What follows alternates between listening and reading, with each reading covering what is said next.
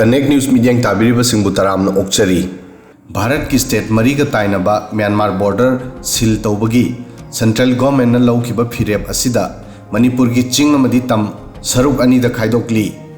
तंपाक की मीसिंगना सरकार की फिरेप असिबु तरामना ओगली अदुगा चिंगदना प्रोटेस्ट तौनरी चिंग की प्रजासिंगदा नतना मिजोराम अमदी नागालैंड की सीएम सु फिरेप असिबु यानिंगदबा फोंदोकली मिजोराम की सीएम लालदू होमान हाइरी बॉर्डर की माइकई अनीमक्त लैरिबा चिन कुकी जो ग्रुप सिंह चथोक चसिन तौबदा थिंगबा यारोय ब्रिटिश पेरेटा वन साइडेड ओइना लेपखिबा बॉर्डर असी अखोइदा चटनदे मसिदा नतना नागालैंड की सीएम नेफ्यू रियोना सुहाइरी नागालैंड की मतांगदा नागा सिंह बॉर्डर की नकल अनीमक्त लैरी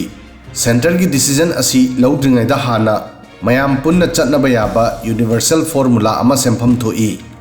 सेंट्रल गवर्नमेंट की फिरेप असिदा नागा स्टूडेंट ऑर्गेनाइजेशन NSF ना सेंट्रल गवर्नमेंट पु वार्निंग तौदुना हाइरी भारत अमदी म्यांमार बॉर्डर की माइकई अनीमक्ता नागा सिंगना फ्री सिटीजन ओइना लैननबा अखोई की पोलकपदगी राइट लई नागा स्टूडेंट्स फेडरेशन NSF ना हाइरी सेंटर की फिरेप असिगी सीरियस क्राइसिस थोरकनी यूनाइटेड नेशन मैटर असिदा इंटरवेन तौफम थोई मिजोराम दा ऑर्गेनाइजेशन पुंबा सेंटर की फिरेप असिगी मायोक्ता अचोबा मूवमेंट अमा तौननबा सेम सारी मणिपुर दसु कुकी ऑर्गेनाइजेशन कयाना फ्री मूवमेंट रेजिम लौथोखिबदा यानिंगदबा फोंदोकनरी Zomi council steering committee ZCSC united Zo organisation UZO अमदी कुकी इनपी मणिपुर किमना सरकार की फिरेप असिबु यानिंगदबा फोंदोखरे Zomi council steering committee ZCSC ना हाइरी सेंट्रल गवर्नमेंट ना FMR मुथनब वारेप लौखिबा असी अतोप्पा लेबाक म्यांमार दा लैरिबा मखोइगी मचिन मनाउसिंगा लैनरिबा मरी थदतपा ओइना थोकपना मसी यामना लाइबक थिबा खुंथांगनी यूनाइटेड जो ऑर्गेनाइजेशन UZO गी माइकेदगी असुमना हाइरी होम मिनिस्टर ना CM अमसुंग कम्युनिटी अमखकी मिचंगा थबक तौरी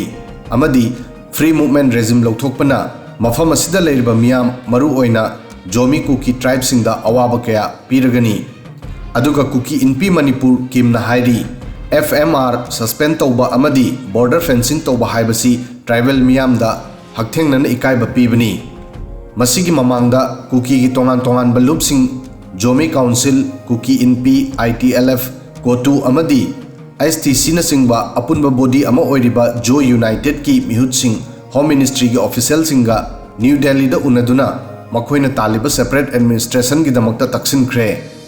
जो यूनाइटेड ग्रुप ना ट्राइबल सिंगी मसक थोकपा एडमिनिस्ट्रेशन अमा थमननबा अमदी मणिपुर की लेमहौरिबा एरिया दा arm forces special power act थमननबा तक्सिनखी ग्रुप असी की सरुक अमा ओइरिबा ITLF ना हाइरी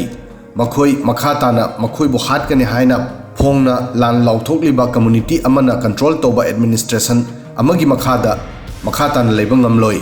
अदुना सेंट्रल गवर्नमेंट ना ट्राइबल सिंगी इंडिया की कॉन्स्टिट्यूशन की मखादा इज्जत लेना हिंगबा ngamhangdaba तोखाइबा एडमिनिस्ट्रेशन अमा सिनबा नतना अतोपा ऑप्शन अमा लेट्रे हाइना सुफोंदोखी अदुगा मणिपुर की बॉर्डर एरिया दा लैरिबा मीसिंगी मतुंग इन्ना बॉर्डर सेल तौबदा ह्यूमैनिटेरियन क्राइसिस चाउना लाकदौरी चही चा कयादगी मखोई इगी मरी लेरकली अवानादा चथोक चसिन तौनरकली मफम कयादा मखोई युम बॉर्डर की माइके अनिमक्ता लई मफम सिंग असिदा क्लियर ओइना डिवीजन तौद्री फिवम असिदा प्रैक्टिकल प्रॉब्लम ओइबियाई सेंट्रल गवर्नमेंट ना 8 फरवरी दा भारत म्यांमार की मरकता फ्री मूवमेंट रेजिम FMR थिंजिनबा अनाउंसमेंट तौखी मसिना लेबा अनी की मरकता बॉर्डर की नाकता लैरिबा मीसिंगना चथोक चसिन तौबा थिंजिनख्रे central home minister Amit Shah ना सोशल मीडिया दा हाइकी भारत की इंटरनल सिक्योरिटी अमदी नॉर्थ ईस्ट की स्टेट सिंगी डेमोग्राफी बु कायदना थमननबा फिरेप असि लौखिबनी अदुगा अतोप नकल अमदना मणिपुर दा नतना लेबाक पुंबदा म्यांमार बॉर्डर फेंसिंग तौबा असि कया यामना चुंबगे हाइबा डिबेट अमा कन्ना तौनरकली बॉर्डर फेंसिंग असिगी कॉम्प्लिकेशन दा वहंग हंगबसिंगी मनुंगदा ख्वाइदगी मरु ओइबा ममिंगदी former army chief Manoj Mukund नरवनेना वेबसाइट अमदा फोंखिबा आर्टिकल अमदा असुमना इरी फेंसिंग तौबगी वाफम हाइबदा असुकी मतिक लाइरिबा असि थबक ओंथोकपदा यामना लुई मदुसु भारत म्यांमार बॉर्डर दा जंगल न थल्लबा चिंगी एरिया सिंग फेंसिंग तौगदौरिबनी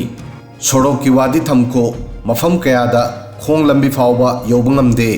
एरिया असी भारत पाकिस्तान की बॉर्डर गुमना फेंसिंग तौबा अराइबा ओइरोई अदुगा फेंसिंग तौरबसु मसिदा मियेंग चंद्रबदी अदुगा पेट्रोल चत्रबदी कानरोई लोइनना करीगुंबा लोनादा चंगननब होनरबदा काउंटर अटैक तौद्रबदी फेंसिंग तौबगी अर्थ लेरोई फ्री मूवमेंट रेजिम मोदी सरकार की 2018 दा तौखिबा एक्ट ईस्ट पॉलिसी दगी थोलकपा एग्रीमेंट अमनी मसिदा सरकार की फिरेप असिना म्यांमार गा लोइनना भारत की हिस्टोरिकल अमदी हौजिकी लेनरिबा मरीदा अचौबा वहंग अमा हंगली मदुदी भारत न करी की खुंगथांग असी लौखटलिबनो 2018 दा भारत न म्यांमार गा लोइनना फ्री मूवमेंट रेजिम दा साइन तौनकी सेंटर दा सरकार पाइरिबा बीजेपी गवर्नमेंट ना चही तरुक की ममांग दा एग्रीमेंट असी तौखरगा हौजिक न करी की सस्पेंड तौरिबनो वहंग असी की पाउखुम अहुम लई अहानबदा सरकार म्यांमार दा तंगदु लेतादबा हेंगलकलिबा असी भारत लानसिलकपा थिंगबा अनीसुबदा एरिया असिदा हेंगलकलिबा इलीगल ड्रग बिजनेस अमदी आर्म स्मगलिंग बु थिंगबनी अदुगा अहुमसुबदा एरिया असिदा चाइना की हेंगलकलिबा इफेक्ट बु थिंगबनी भारत न मसी मतम पुंबदा लौरी मदुदी म्यांमार आर्मी की पावर दा चाइना की यामना चाउना मतेंग यावरी मखोई की खुचु खुलाई चाइना दगी लौई अदुगा हौखिबा मतम खरदगी बॉर्डर फेंसिंग की मतंगदा मणिपुर की सीएम एन बिरेन ना सेंटर दा पुकलकली सीएम ना हायरमी बॉर्डर फेंसिंग तौदबना अतोप नकल की मीसिंग मसीगी अरान मकानब लौरी सरकार की फिरेप असिदा वांग हंगबसिंग की मनुंगदा फॉर्मर डिप्लोमेट गौतम मुखोपाध्याय सुयावरी मार्क 2013 दगी 2016 फाउबा म्यांमार दा भारत के एम्बेसडर ओरमी मांग ना हायरमी फिरेप असिगी आर्गुमेंट की दमक करंबा मरम पीरिबनो हाइबा आई खंगदे इशू असिदा होम मिनिस्टर की ट्वीट अमदी पीआईबी की माइकेदगी थोकिबा प्रेस रिलीज दसु मसिगी मरम फोंदोखिदे सुमनगी बॉर्डर दा लांथोक लांसिंग थिंजिनबनी हाइकी खोंगथांग असिगी टारगेट म्यांमार नत्ते अदुबु अनवांटेड एक्टिविटी के होरकफमनी मसी थिंगनबा असुक चावबा खोंगथांग असी लौबा तारे हाइना मेसेज पीबा असी युमलोनबा लेबा अमना अफबु खोंगथांग ओइना येंगलोय अदुबु मसीदी डिबेटनी अमबु ओइरबसु सेंट्रल गवर्नमेंट की फिरेप असिना कुकी सिंगी असोकपदा थुम थादरकली वीडियो सिदंग असिगी दि मतंग असोय फावबदंग थागसरी